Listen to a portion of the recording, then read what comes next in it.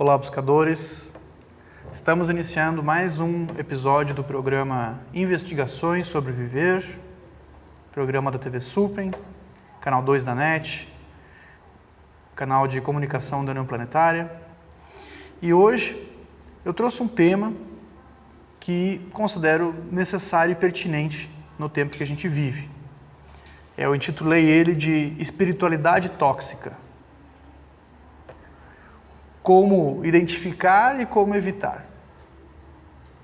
O que será que eu estou me referindo com espiritualidade tóxica, né? Então, nós vivemos numa época, no Brasil principalmente, onde esses temas de espiritualidade, esoterismo, são muito populares. E nós encontramos inúmeros conteúdos na internet, inúmeros cursos, inúmeros centros que dão cursos, palestras, terapias relacionadas. E a gente percebe que nem sempre esses conteúdos são fidedignos, né? Então, muitas vezes a pessoa elaborou o conteúdo com o auxílio da sua própria imaginação e nem sempre as terapias também são necessariamente benéficas.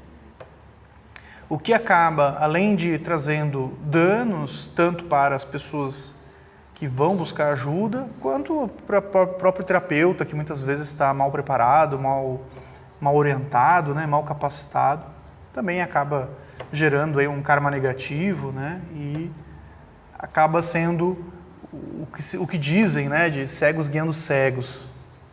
Então, como identificar? E inicialmente eu vou tentar fazer aqui um panorama de como que nós chegamos a isso, né?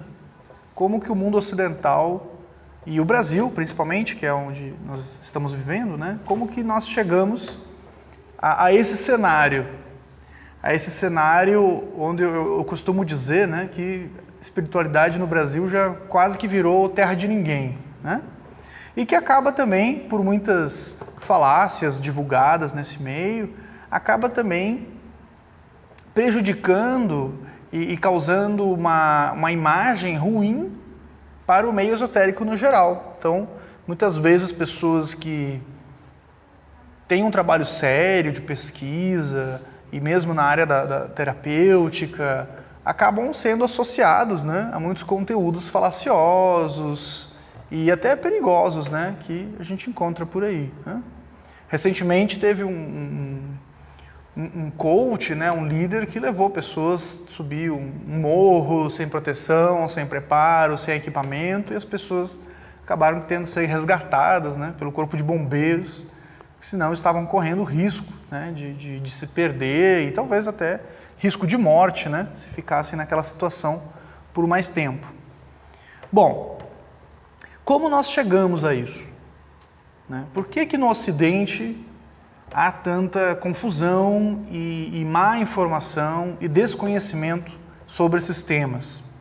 Por que o público, no geral, não consegue identificar um conteúdo que tenha uma solidez, que tenha uma tradição envolvida, e muitas vezes conteúdos aleatórios que são uma colcha de retalho ali que a pessoa construiu, mas que não trazem nenhum benefício efetivo, isso quando não trazem até malefícios, né, para as pessoas. Eu trago uma afirmação aqui e vou argumentar para justificar ela, mas eu diria que o misticismo, o esoterismo, de maneira geral, ele é oriental. Por quê? Por que eu estou dizendo isso, né? Mesmo as grandes religiões do Ocidente, né, se nós pegarmos, então, o maior movimento religioso no Ocidente é o cristianismo, né? Onde nasce o cristianismo? No Oriente Médio. Então, mesmo as grandes tradições do Ocidente, elas nascem no Oriente. A raiz delas é o Oriente. E se nós pegarmos outras tradições, né, aí sim, a gente tem aí tradições que nasceram na Índia, né, muitas delas, outras que nasceram na China, né, como o taoísmo, confucionismo, né? O shintoísmo no Japão, na Índia a gente tem o budismo, o jainismo, o hinduísmo e assim por diante. Aí nós podemos pensar, né? Mas e os povos originários, né, das Américas, que tinham muito, né, muito do misticismo? Bom, hoje, graças a exames, né, de DNA, se sabe que os povos originários das Américas, né, os nativo-americanos, eles são orientais, separados geneticamente por alguns grupos 12 mil anos, outros 16 mil anos, né? Mas antes deles chegarem nas Américas, eles eram orientais, que em algum momento fizeram, né, essa migração para as Américas, e por isso que tem olhinho puxado, né, tem várias semelhanças genéticas com os povos do Extremo Oriente. Então eles vêm para cá e trazem também esse misticismo. Eu costumo relacionar isso como se o nosso planeta tivesse 2 hemisférios, assim como o nosso cérebro, né? Nosso cérebro tem o hemisfério esquerdo e o hemisfério direito. Geralmente o esquerdo mais focado na racionalidade, na lógica, e o direito é o hemisfério artístico, né? Então da subtração, da abstração, né? Então a gente tem esse lado mais subjetivo, que é onde nasce, então, esses conceitos da espiritualidade, né, daquilo que a gente não pode ver, não pode tocar. Então, a gente tem que ir um pouquinho além da lógica. Eu não estou dizendo com isso que o Oriente é melhor que o Ocidente, de maneira alguma, né? O Ocidente, nós tivemos aí o nosso hemisfério esquerdo do nosso planeta, digamos, né, relacionando com o nosso cérebro. Então, nós tivemos aí um avanço enorme, né, nos direitos dos cidadãos, né, nas questões políticas, na filosofia e assim por diante.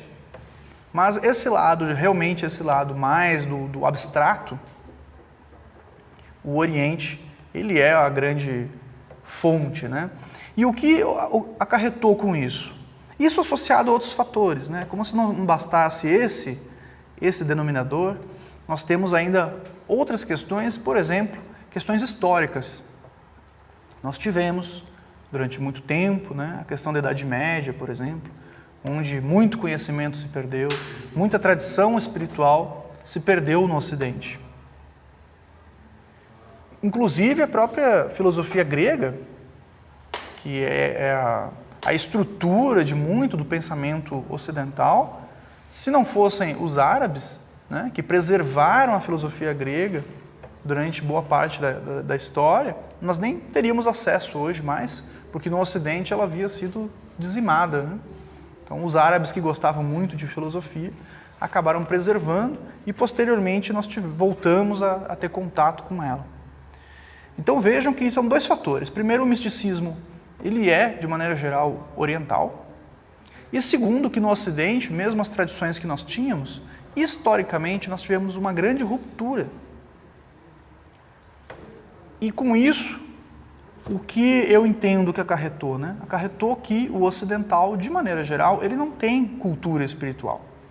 Nós não temos. E é importante nós admitirmos isso para começarmos a construir alguma, né? E alguma estruturada nas nossas vidas. Então a gente tem que aceitar que nós não sabemos nada sobre esses assuntos. Nós não temos uma cultura. Nós nos acostumamos a delegar a nossa espiritualidade. Então, no Ocidente, as religiões, geralmente, você delega a sua espiritualidade para o sacerdote.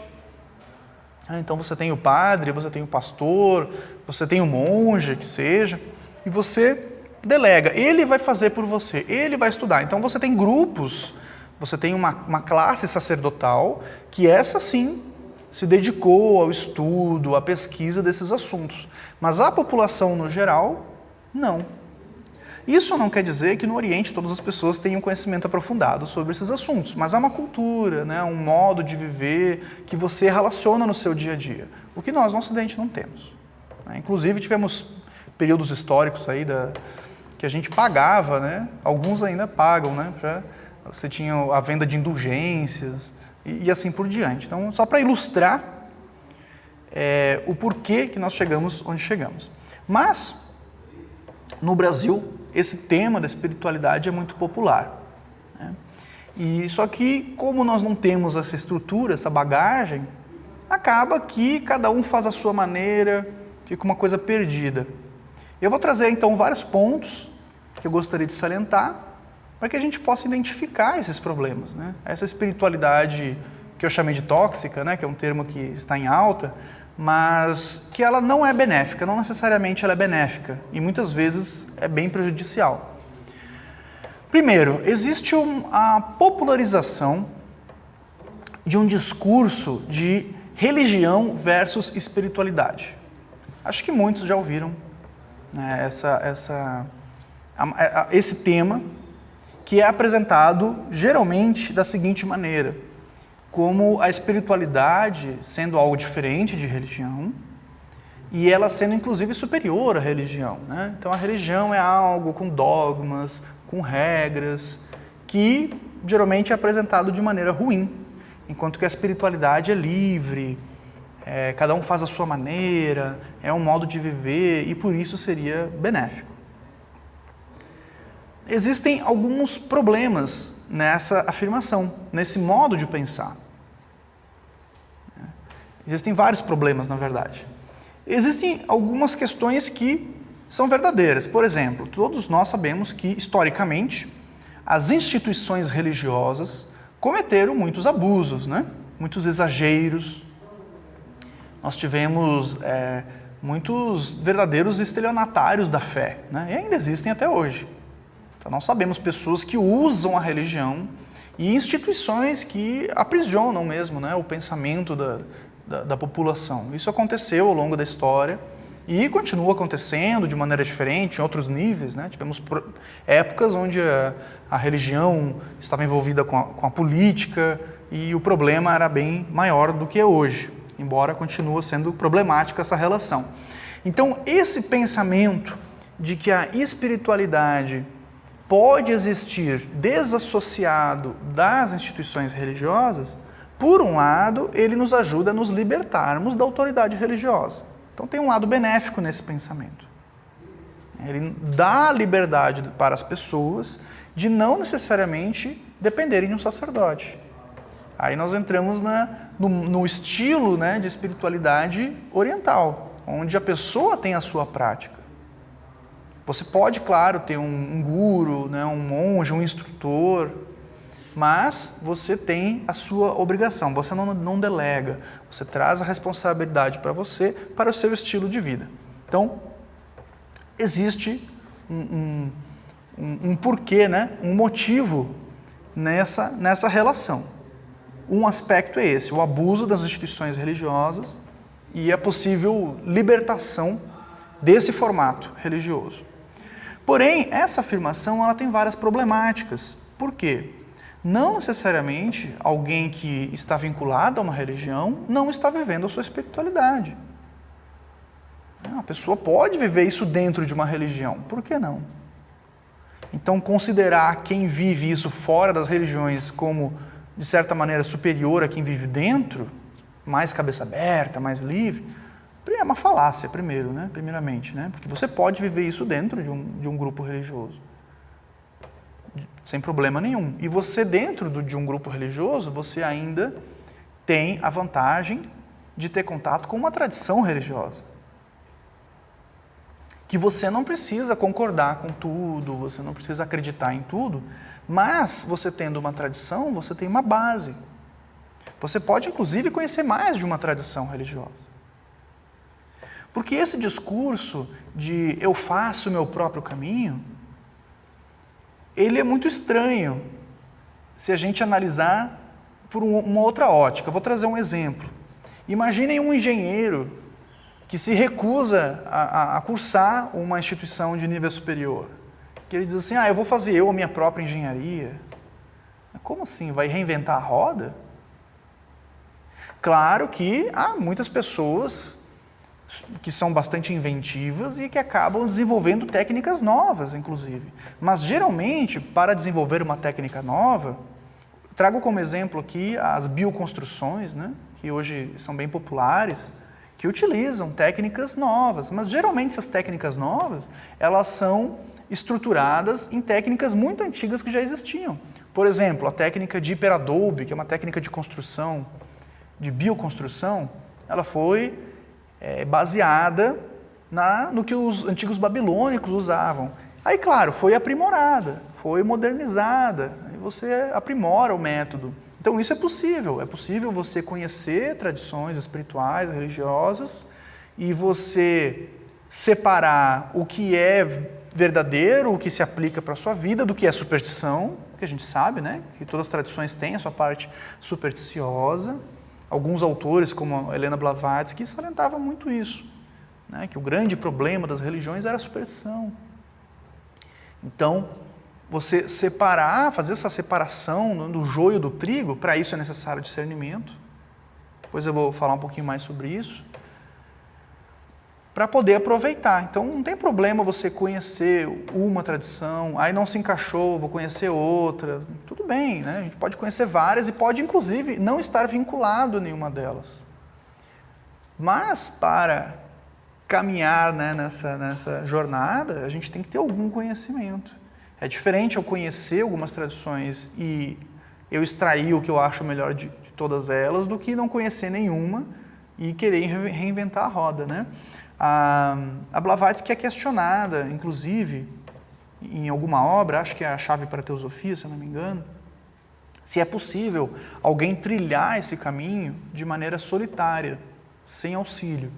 Ela diz que sim, é possível, porém a chance de que vai falhar é de 100 para 1. Né? Nós sabemos que existem, obviamente, almas mais maduras, mais preparadas, que reencarnam e já não precisam, né? Não precisam estar vinculadas necessariamente a uma tradição, que elas conseguem desbravar, né? São até os pioneiros, e às vezes acabam criando até uma nova tradição, né? Um novo movimento filosófico, espiritual e assim por diante.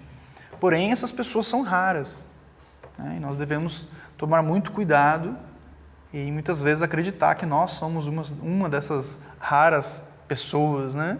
Que às vezes é só a nossa vaidade falando mais alto, né? E podemos trilhar por caminhos desconhecidos.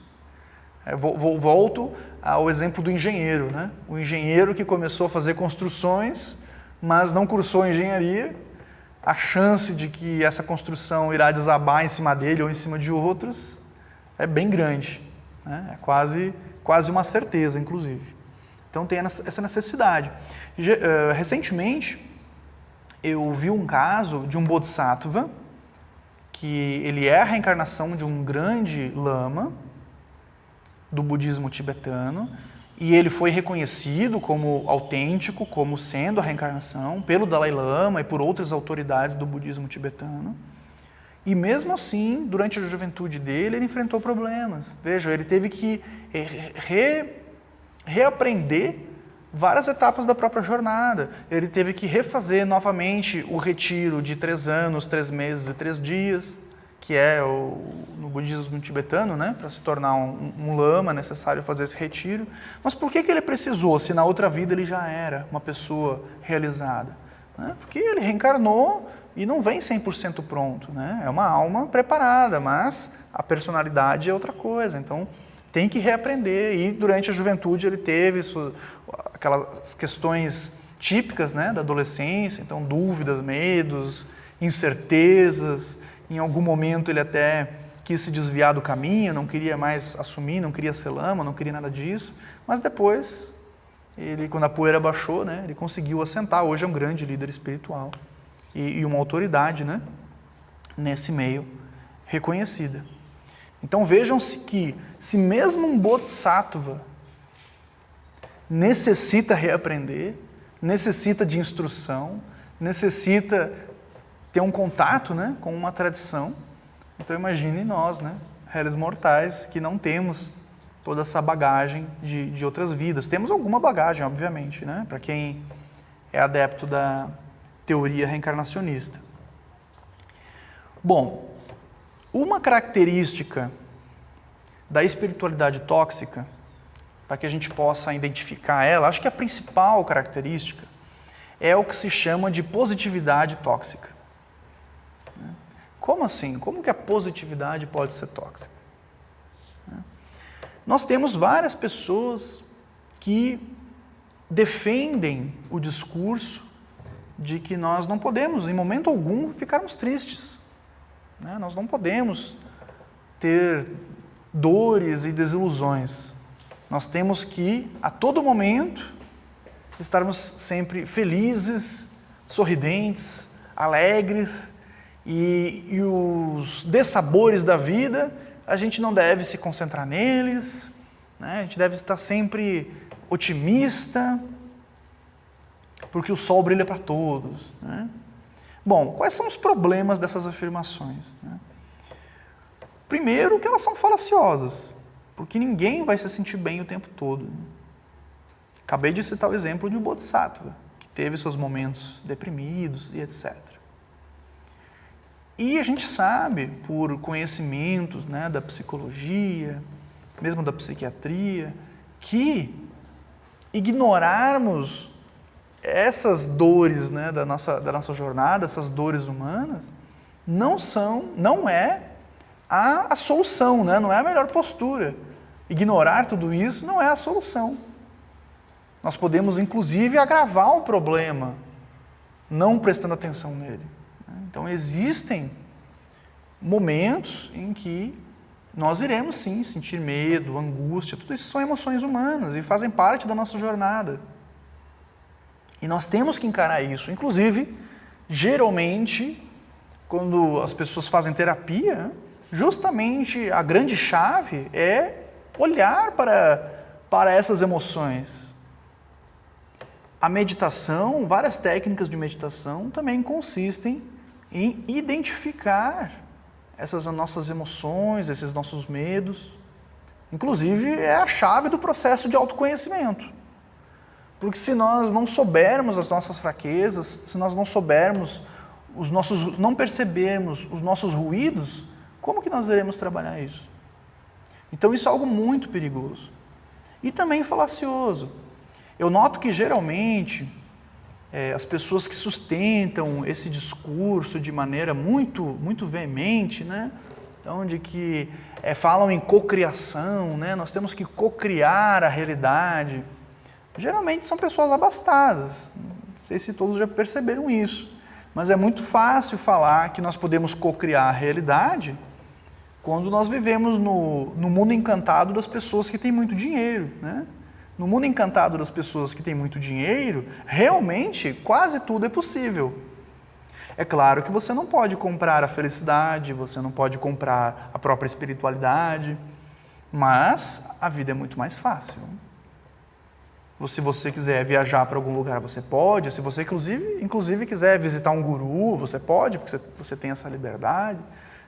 Se você quiser fazer um retiro de 3 anos, é muito fácil. Se você quiser investir no seu próprio projeto, você pode, mesmo que você não tenha conhecimento suficiente, muitas vezes, para conduzir um retiro espiritual, por exemplo, mas você pode organizar, porque você tem os recursos para divulgar e tudo mais. Então, não dá para achar que a realidade de pessoas que estão em classes muito diferentes da nossa sociedade é a mesma. Então, é fácil falar em cocriação quando a vida é fácil para você. Mas se você for aquela pessoa que tem que pegar o ônibus 5 da manhã e mal tem tempo para lazer quando tem, talvez seja um pouquinho mais difícil. Então, isso, inclusive, é falacioso. Eu vou falar um pouquinho aqui sobre a questão do karma e de outros conceitos, e a gente vai ver o quanto isso é falacioso. É claro que, em algum nível, já diz a afirmação do próprio Mestre Nazareno, de que vós sois deuses. É claro que a gente pode, em algum nível, cocriar a realidade. Porém, existem outros aspectos envolvidos. Um deles, por exemplo, é que somos atualmente mais de 7 bilhões de pessoas no mundo. Então, se eu estou cocriando, as outras mais de 7 bilhões de pessoas no mundo também estão cocriando. E aí como fica? Será que eu sou onipotente e a minha cocriação é a mais poderosa do planeta? Provavelmente não. Né? Então, todos nós estamos cocriando a realidade. Óbvio que uma postura mais positiva, mais otimista diante da vida, é claro que em muitos momentos vai ser mais benéfico. Mas a gente não pode fantasiar. Né? E também essa questão, existe um outro complicador nessa questão desse discurso de que a vida é muito fácil, é só cocriar, porque aquela pessoa que está numa situação de maior dificuldade, uma questão muitas vezes até de vulnerabilidade social, então com esse discurso ela vai agravar a situação dela, porque ainda ela vai ter o sentimento de culpa de que ela não está conseguindo cocriar a realidade, o que é algo muito simples, segundo o discurso de muitos. Então isso vai fazer com que ela ainda tenha uma carga extra de sofrimento, que é a sensação de impotência, quando na verdade não é bem assim que funciona mesmo. Né? Então, se nós analisarmos o conceito de karma, o conceito de karma ele tem muitas facetas, ele tem muitas nuances, que geralmente no Ocidente as pessoas não prestam muita atenção, não desconhecem mesmo. Né? Então se pensa muito na questão do karma pessoal, o karma particular, o karma da pessoa. E geralmente, inclusive, se confunde esse conceito, né? Se mistura com o conceito de pecado, de castigo, de destino, que são conceitos de outras tradições religiosas. Né? O karma, além de não estar relacionado com pecado, com castigo, com destino, ele também tem vários aspectos. Ele não tem só o aspecto pessoal, eu não tenho só o meu karma pessoal, porque nós temos também o karma coletivo. Quando eu nasço em uma região, em uma família, além do meu karma pessoal, eu tenho o karma da minha família, eu tenho o karma da minha vizinhança, eu tenho o karma da cidade, do município onde eu resido, eu tenho o karma da nação que eu nasci, que eu vivo, e mesmo que se eu mudar de país, eu vou continuar tendo o karma da nação que eu nasci e vou ainda ter o karma da nação que eu estou residindo. Então vejam como é complicado. Eu tenho o karma do planeta. Um ótimo exemplo, talvez o melhor exemplo na atualidade seja a questão da pandemia. Vejam como uma situação mundial vai acarretar em várias questões da nossa vida pessoal. Então não é só o karma pessoal, particular, que conta. Por isso é que não é tão simples assim cocriar a realidade. Porque nós estamos no meio do fogo cruzado. Muitas vezes nós iremos, sim, estar sujeitos a questões que não dizem respeito ao nosso karma pessoal. Ou mesmo questões que dizem respeito ao nosso karma pessoal, mas que nós desconhecemos. Então, mesmo se nós analisarmos o karma pessoal, existem muitos resgates kármicos, né, que estarão na nossa vida e a gente nem faz ideia. Então, terão momentos, talvez, de sofrimento em que são necessários, né? Fazem parte da nossa jornada. E claro que a postura que a gente vai adotar diante delas vai fazer toda a diferença. E nisso, um conhecimento espiritual bem consolidado, bem orientado, com certeza vai fazer toda a diferença. Mas essas falácias que são divulgadas só vão piorar ainda mais. Outro aspecto que eu identifico frequentemente é a confusão quanto ao termo Maya. Né? E isso eu considero algo bem grave. Geralmente, Maya é traduzido como ilusão. Essa tradução ela não está totalmente equivocada, ok? É uma palavra aproximada. O problema é a interpretação que as pessoas agregam, né? A esse conceito, de que seria ilusão no sentido de que nada disso aqui importa. Esse mundo não tem importância, porque esse mundo não é real, esse mundo é falso. Porém, o que é falso é essa interpretação, porque Maya não significa isso. Né? É difícil nós traduzirmos, né, essas palavras orientais, que têm significados muito complexos. Mas, resumidamente, Maya significa a verdadeira natureza das coisas. Então, se eu pensar nessa mesa agora, né, do que essa mesa é feita? Ela é feita de madeira. Ok, mas do que a madeira é feita? Bom, ela é feita de pequenas partículas, né? Não, mas do que essas partículas são feitas? E aí eu vou, não, ela é feita de átomos. Mas do que os átomos são feitos? De prótons e elétrons. Mas do que os prótons e os elétrons são feitos? Então, vejam que a questão não é que a natureza é falsa. Essa mesa está aqui, ela existe, ela é real. Porém, em uma essência mais profunda, ela não é exatamente como eu estou percebendo ela. Eu percebo ela como um objeto estático, enquanto as suas partículas, os seus átomos, estão em constante movimento. Então, Maya, no sentido de ilusão, não é no sentido de que o mundo é falso, o mundo é real. Porém, eu percebo ele de maneira errada. Eu não consigo perceber a verdadeira natureza. E o caminho espiritual está justamente relacionado a perceber a verdadeira natureza das coisas. Então, a nossa percepção é que está errada. A ilusão, ela está na nossa mente, que está interpretando de maneira equivocada, e não no mundo. Por que isso é grave? Por que essa interpretação errada é grave? Porque quando as pessoas acham que esse mundo é falso, e que esse mundo não tem importância, e que essa vida não tem importância, então elas entram em... Se nada disso tem importância, então eu posso fazer qualquer coisa, e inclusive, muitas vezes, uma postura autodestrutiva ela é justificável. Pessoas que, inclusive, podem pensar até em tirar a própria vida, porque se nada disso tem importância, se esse aqui não é um mundo real, então eu vou aqui cortar os pulsos para ir para o mundo real, né? Então vejam o quanto uma interpretação equivocada pode acarretar em vários problemas. Eu percebo muitos, nem vou dizer muitas pessoas, eu digo muitos movimentos mesmo, muitos movimentos espirituais, muitas ideias propagadas em vários grupos, né? E que a gente percebe, por exemplo, que a meditação ou a própria espiritualidade, ela é utilizada como uma espécie de fuga. É o contrário do que deveria ser utilizado. Então as pessoas estão tentando fugir do Maya, porque esse é o mundo da ilusão, então eu tenho que fugir dele, eu tenho que ir para algum lugar. O problema é que não tem lugar nenhum para ir. O trabalho é justamente nós percebermos a realidade. Então a pessoa troca uma ilusão por outra. As pessoas dizem, estou saindo da Matrix. Como assim, né? Então a pessoa ela sai de uma ilusão, que é a percepção errônea da realidade, e entra em outra, que é outra percepção errônea da realidade.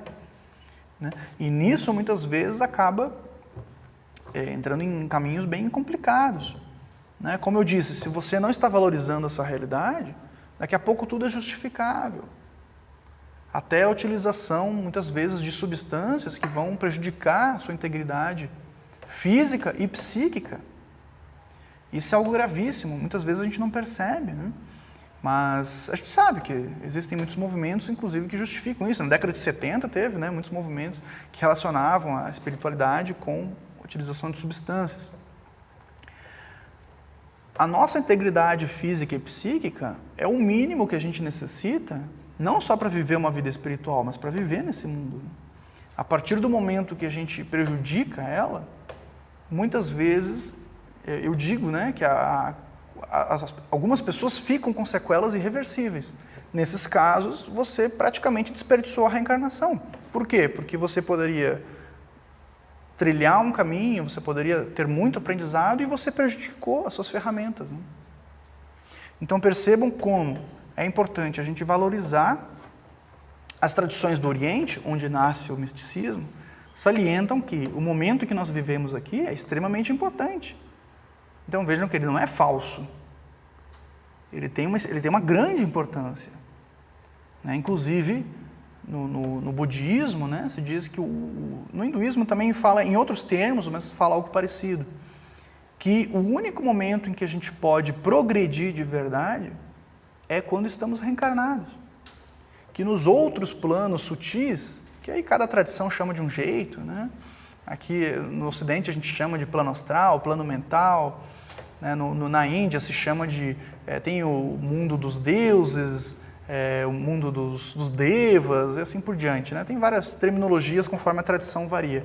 Mas esses mundos entre vidas, entre uma vida e outra, que a nossa consciência habita, não há progresso. Por quê? Porque como é um pouco mais fácil, né? Então aquela imagem, né, do cristianismo, do paraíso cristão, onde a pessoa fica a eternidade tocando harpa, né? Então há mundos onde dizem que é algo semelhante a isso, não é eterno, mas é semelhante a isso.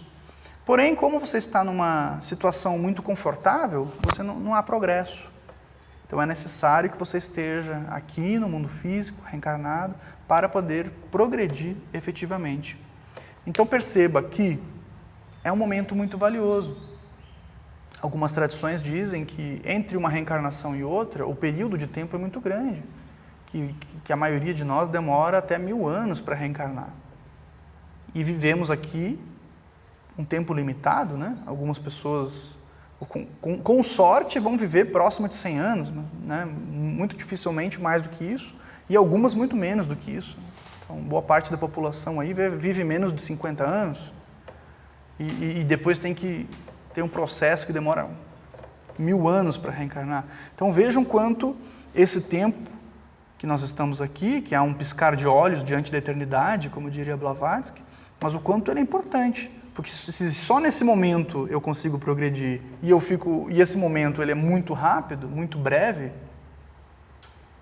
muito impermanente, né? Cada momento é único, o dia de hoje já é diferente do de amanhã e cada dia eu me aproximo mais da minha partida, então vejam quanto é importante valorizar esse momento e não acreditar que nada disso tem importância. É uma corrupção do conceito, né? É um ensinamento que está na contramão, é um conhecimento falso, um ensinamento falso, que está na contramão do ensinamento verdadeiro. O ensinamento verdadeiro diz para nós valorizarmos a vida, aqui e agora, vivendo aqui e agora. Esse é o objetivo da meditação, é trazer a consciência para esse momento, ao invés de ficar divagando entre fantasias de passado, de futuro, né? O passado que não existe porque já passou e o futuro que também não existe porque não chegou. Então, nós só temos o momento presente. O tempo não é exatamente como a gente percebe, aí entra mais uma questão da ilusão de Maya. Outros problemas de tradução que eu encontro é quando se fala eu demorei para entender isso, quando se fala em eternidade, ou melhor, em verdadeiro e falso. Você diz assim, isso é verdadeiro, isso é falso, né? Aí se confunde com essa questão de Maya, com a ilusão, né? Então, a vida nesse mundo, por exemplo, né? Seria a ilusão, a vida verdadeira, a vida espiritual. Eu demorei tempo para perceber que os autores confiáveis, quando falam disso, eles estão se referindo ao que dura menos e ao que dura mais. Então, não necessariamente é falso no sentido de que não existe, mas porque é perecível, porque dura pouco tempo. Então, aquilo que é ilusório, digamos, é porque não se mantém. Então, nós temos a nossa essência duradoura e nós temos a nossa existência temporária. Porém, ela não é falsa. Na doutrina secreta, Blavatsky salienta que é real para a consciência no momento em que ela ocorre. Então, no momento que a nossa consciência percebe, é real. No momento seguinte, deixa de ser real. Por isso que eles chamam de falso, né? Que não é verdadeiro, né? Porque não dura. E o ensinamento diz que nós devemos focar naquilo que perdura, naquilo que dura mais tempo. Mas percebam que ambas as experiências são verdadeiras, né? Elas só têm níveis, né, de existência diferentes. Outra questão é a necessidade da gente se livrar da culpa. Isso tem muito relação também com muitas tradições do Ocidente, né? Muitas questões supersticiosas, possivelmente, das tradições ocidentais. A gente traz essa carga de culpa, de pecado. Nós nos sentimos culpados. pelo que fizemos, pelo que nem fizemos, né? Muitas vezes nós sentimos culpa por algo que nós não temos responsabilidade, né? Muitas vezes memórias da nossa infância que nos torturam, sendo que éramos crianças, né? E mesmo se fôssemos adultos, somos seres humanos, nós não temos um mapa da vida do que devemos fazer. Cada momento a gente tem que perceber, né? Aí a importância do discernimento, a gente tem que perceber cada situação no momento que ela ocorre e decidir como agir da melhor maneira. Então esse sentimento de culpa, ele só é uma carga extra de sofrimento, uma bagagem que nós não necessitamos carregar, né? Eu vejo elas como âncoras, né? Nós estamos navegando num barco e são como âncoras que ficam nos segurando, que não permitem, né, que a gente progrida. Por isso que todo ensinamento, salientei antes, né, daquela positividade tóxica, que faça a gente se sentir culpado pela existência que nós estamos, não é benéfico, né? Nós devemos justamente perceber a realidade, aceitar a realidade é um ensinamento espiritual verdadeiro.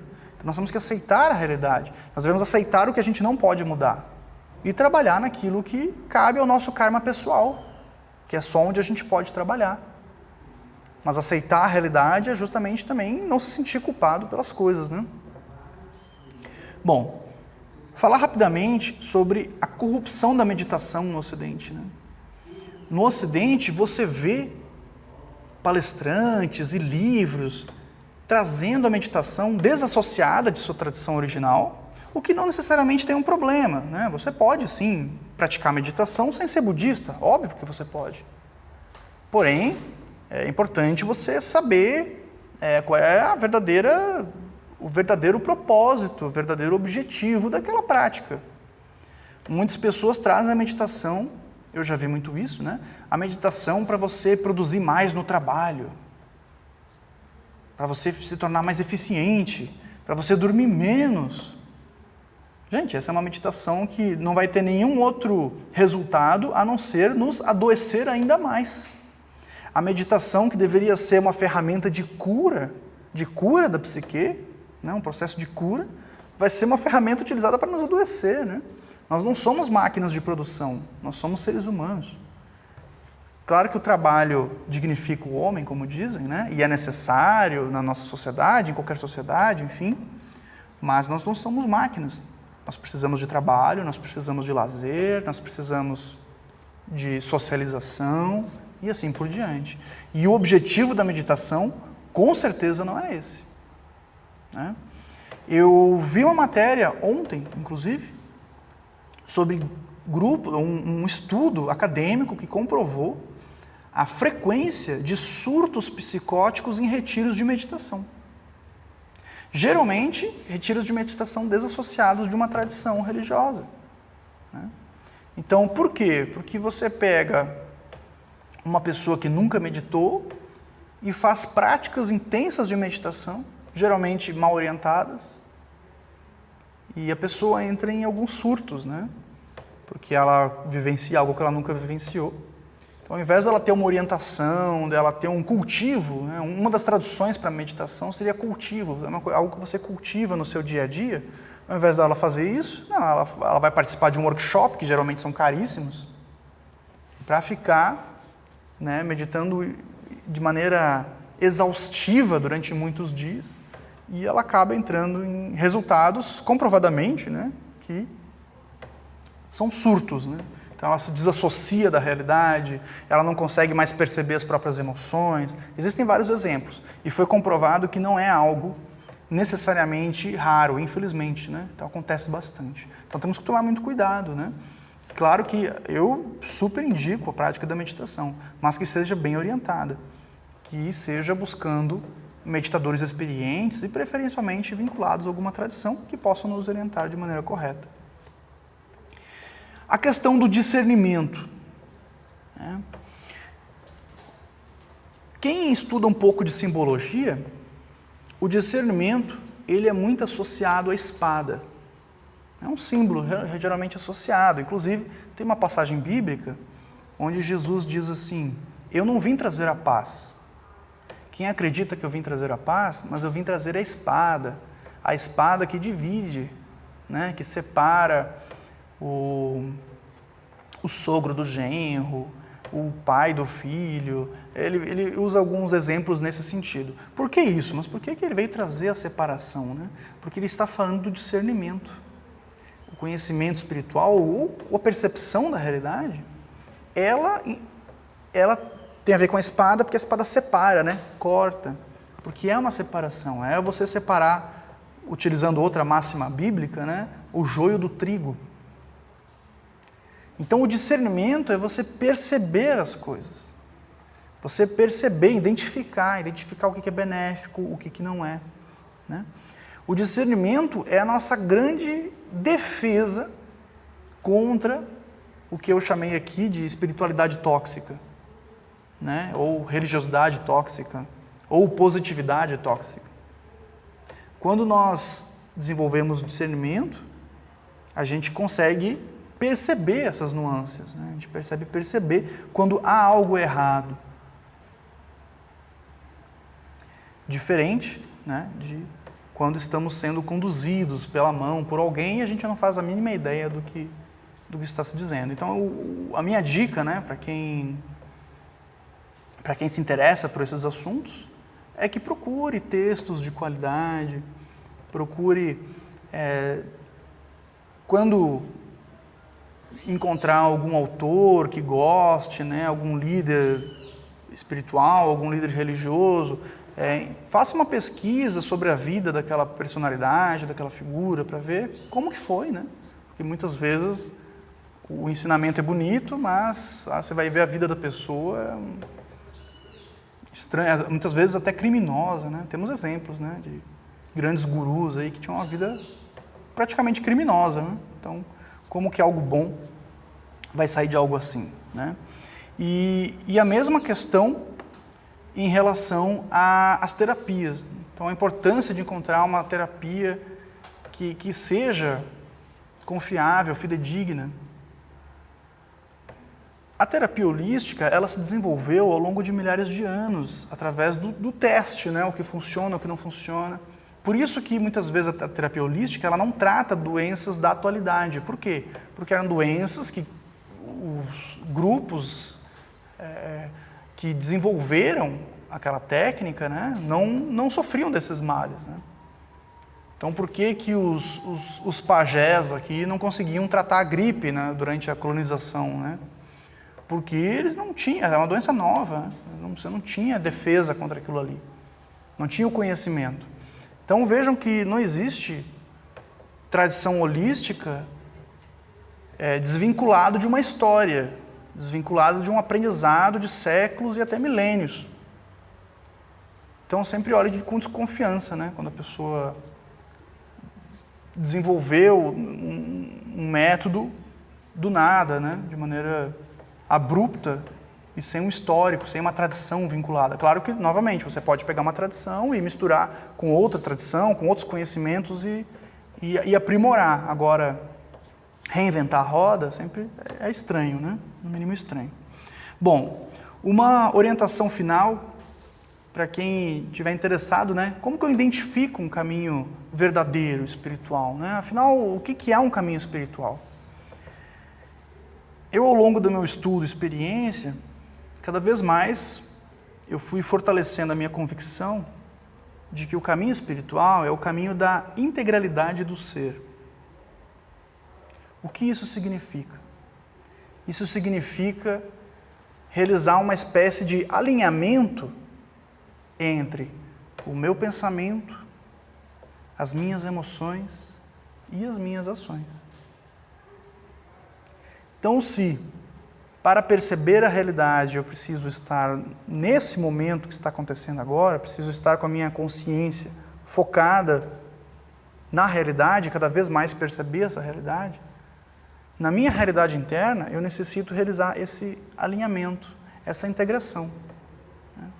Não tem como eu buscar a verdade se eu vivo uma mentira.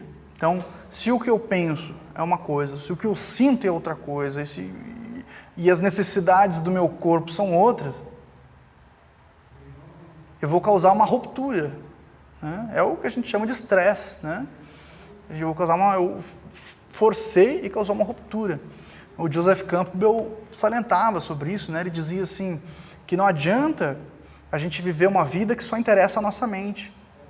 Então, racionalmente, a gente acha que talvez trabalhar 16 horas por dia, não ter folga, não ter férias, faça sentido, mas essa não é a vida que interessa ao nosso corpo, né? Em algum momento o nosso corpo vai cobrar isso, né, da gente. Então a gente não vai conseguir mais viver com qualidade, o que nos impossibilita de qualquer progresso nesse sentido, na vida espiritual ou na nossa vida pessoal, profissional, em qualquer sentido.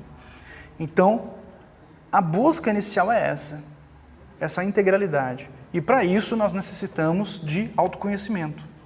E o autoconhecimento não é algo que a gente adquire num livro, os livros auxiliam, mas é algo que a gente adquire através da autoobservação. Então não adianta eu ignorar as minhas emoções, eu ignorar quando eu estou triste, por exemplo, uma pessoa que está passando por um processo de luto, por exemplo, né? Não adianta ela ignorar esse sentimento, ela tem que deixar ele acontecer. Claro que ela tem que cuidar para não entrar num processo depressivo que não consiga nunca mais sair, né? Mas ela tem que aprender com isso, né? Perceber as próprias emoções, como que ela interage com o mundo, como que ela reage ao mundo. Agradeço a atenção de todos. Até o nosso próximo encontro.